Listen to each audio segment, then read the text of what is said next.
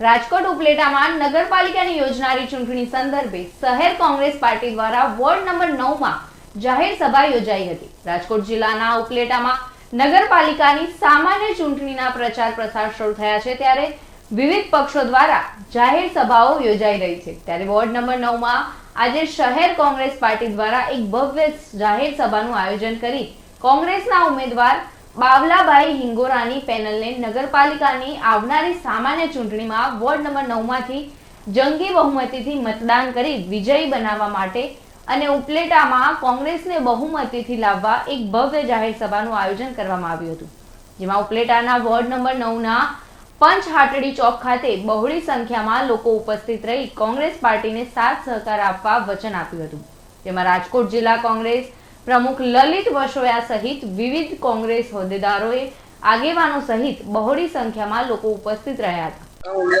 આજરોજ ઉપલેટા નગરપાલિકાને જે સામાન્ય ચૂંટણી છે એમાં વોર્ડ નંબર 9 ની અંદર જાહેર સભાનું જ્યારે આયોજન કર્યું છે ત્યારે કોંગ્રેસ પાર્ટીના સૌ આગેવાનો ઉપસ્થિત રહ્યા છે। અમારા ચારે ચાર ઉમેદવાર કોંગ્રેસ પાર્ટીના જંગી બહુમતીથી અહીંથી ચૂંટાવાના છે। ફરી વખતથી આ વિસ્તારની અંદર લોકમુખેથી અને જનતાની અંદર તમામ મતદારોની અંદર કોંગ્રેસ પાર્ટીને જીતાવવા માટેના સૌ પ્રયાસ કરી રહ્યા છે।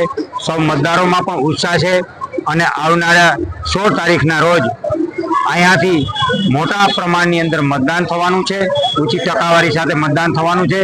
અગાઉ પણ ઘણી વખત ચૂંટણીમાં આ વિસ્તારની અંદર રેકર્ડ મતદાન થયું છે। આ વખતે પણ લોકોની અંદર કોંગ્રેસ પાર્ટી સમગ્ર નગરપાલિકાની અંદર બહુમતીથી આવે એ પ્રકારનું બધા જ વોર્ડોની અંદર અમે ખૂબ આશાવાદી છીએ અને બધા જ લોકોનો એક આક્રોશ છે। લોકોના જે પ્રશ્નો છે એ પ્રશ્નોને જે વાચા આપવા માટે ભારતીય જનતા પાર્ટીની જે સરકાર એમની જે બોડી હતી એ નિષ્ફળ ગઈ છે, ત્યારે લોકોની અંદર ભારોભાર રોષ છે। ત્યારે આવનારા દિવસોની અંદર 100% ઉપલેટાની અંદર કોંગ્રેસ પાર્ટીનું શાસન આવવા। વોર્ડ નંબર 9 ની અંદરમાં ઘણા રોડ રસ્તાઓ ગટર વગેરેની સમસ્યા છે। આ ચાર ઉમેદવાર આવશે તો એ સમસ્યા ઉપર કાયમ સમસ્યા હલ કરવા માટે તમે એને સાથ સહકાર આપશો? કોંગ્રેસ પાર્ટી હંમેશા એમના જે કાર્યકર્તા હોય કે એમના ચૂંટાયેલા પદાધિકારી હોય એ હંમેશા નાના માણસો અને જે વિસ્તારની અંદર એ ત્યાં કટિબદ્ધ રીતે જવાબદારીપૂર્વક કામ કરવા ટેવાયેલા હોય છે અને કામ કરતા રહે છે।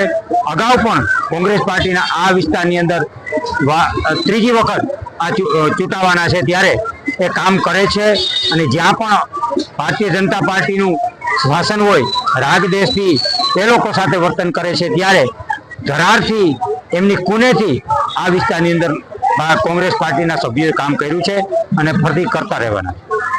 રિપોર્ટર ઇમરાન સરવદી, ચક્રવાત ન્યૂઝ, ઉપલેટા।